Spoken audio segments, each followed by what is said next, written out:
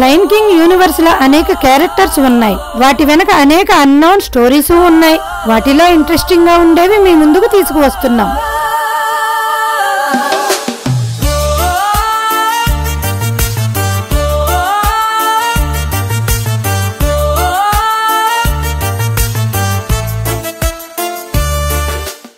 Mufasa పాలనలో అడవంతా ప్రశాంతంగా ఉంది. ప్రతి జంతువు చాలా సంతోషంగా ఉంది.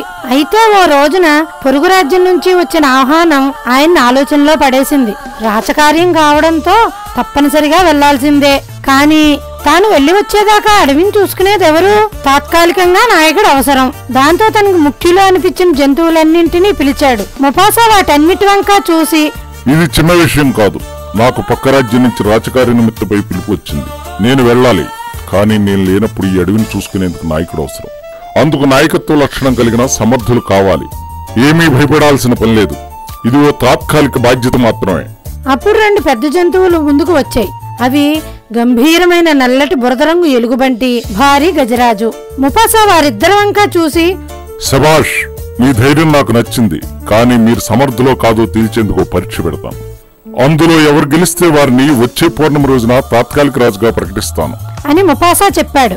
ఇంతలో అక్కడికి కుందేళ్ల గుంపు నాయకురాలు వచ్చింది. మహారాజా, మాకు ఆహారం లేదు. మేము మేసే మైదానాలన్నీ ఎండిపోయాయి. పిల్లలు ఆకలితో ఏడుస్తున్నారు. మాకు సాయం చేయండి ప్రభు. వారి బాధ చూసి ముఫాసా మనసు కరిగింది. వెంటనే ఏనుగు ఎలుగుబంటి వైపు చూసి, ఇది నేను మీకు పెడుతున్న మొదటి పరీక్ష అని ముఫాసా అన్నాడు. ఆ రోజుకు సభ ముగిసింది. కుందేలు సమస్యకు మొదట ఎలుగుబంటి స్పందించింది. తన పరిచయాలతో వేగంగా వెళ్లి కొన్ని ఆకుల్ని, క్యారెట్లను తెప్పించి అందించింది. ఆ రోజు రాత్రి కుందేళ్ల గుంపు ఆనందంగా వాటిని తిన్నాయి.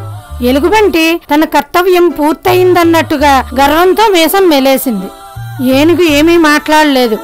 అదే రాత్రి ఏనుగు మౌనంగా అడవిలోకి నడిచింది.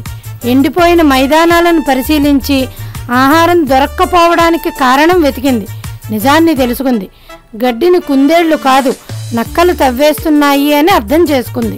వెంటనే నక్కల గుంపును పిలిచింది. వాటితో మాట్లాడింది. మీరు మొక్కల వేళ్లను తినకండి. పచ్చిక తిరిగే మొలకెత్తాలి. మీరు సహకరిస్తే మీకు మేలు జరుగుతుంది, లేకుంటే అడవి శిక్షిస్తుంది అని గట్టిగా చెప్పింది. నక్కలు తమ తప్పు ఒప్పుకున్నాయి. ఏనుగు ఆధ్వర్యంలో మిగతా జంతువులతో కలిసి కొత్త మొక్కలు నాటడం మొదలెట్టాయి. ఆ తర్వాత కుందేళ్లను కూర్చోబెట్టి, ఏనుగు, ఇవి మీ కుటుంబాన్ని పోషించే మొక్కలు. మీరు వాటిని రక్షించుకోవాలి అని చెప్పింది. పౌర్ణమి వచ్చింది. నిండు చంద్రుడు వెలుగు అడవి మీద పడి ప్రకాశిస్తోంది. ముఫాసా తన గర్జనతో అన్ని జంతువులను పిలిచాడు. అవన్నీ వచ్చాయి. ముఫాసా ఇలా అన్నాడు. ఎలుగు సోదరా, నీలో దయ ఉంది, ప్రేమ ఉంది. కానీ నాయకత్వం అనేది క్షణికమైన దయ కాదు. శాశ్వత పరిష్కారాల కోసం ఆలోచించగలగటం. నీవు దాన్ని అర్థం చేసుకోవాలి. ఆ తర్వాత ఏనుగు వైపు తిరిగి తన తల మీద ఉన్న పసుపు కిరీటాన్ని తీసి గజరాజు తలపై పెట్టింది. గజరాజును రాజుగా చూపెడుతూ మిగతా జంతువులతో ఇలా అన్నాడు. సమస్యను తాత్కాలికంగా కాకుండా భవిష్యత్తును దృష్టిలో పెట్టుకుని పరిష్కరించగల గజరాజు నాకు నచ్చారు. ఈ రోజు నుంచి నేను వచ్చేదాకా ఈ గజరాజే రాజు, అలాగే ఎలుగు సోదరుడే మంత్రి. ఎలుగుబంటి నవ్వుతూ ఏనుగు వంక తిరిగి చేతిని చాపింది. నీవే నిజమైన నాయకుడు. నీ మనసు అడవి లాంటిది అంది. ఏనుగు, నీ సహకారం కూడా అవసరం మిత్రమా అంది. ఇదంతా చూసిన ముఫాసా ధైర్యంగా తన భార్య, పిల్లాడు సింబాతో కలిసి అడవిని విడిచి పక్క రాజ్యం బయలుదేరాడు. ఇలాంటి మరెన్నో విభిన్నమైన వినూత్నమైన కథలను మేము లయన్ కింగ్ యూనివర్స్ లో అందించబోతున్నాం. ప్రతి కథలో కొత్త ప్రపంచం, ఒక ఆసక్తికరమైన ట్విస్ట్, మర్చిపోలేని పాత్రలు మీకోసం సిద్ధంగా ఉంటాయి. ఇదొక కొత్త కథల శకం. స్వాగతం లయన్ కింగ్ యూనివర్స్ కు. ఇలాంటి విభిన్నమైన అరుదైన కథల కోసం లైక్, షేర్ అండ్ సబ్స్క్రైబ్.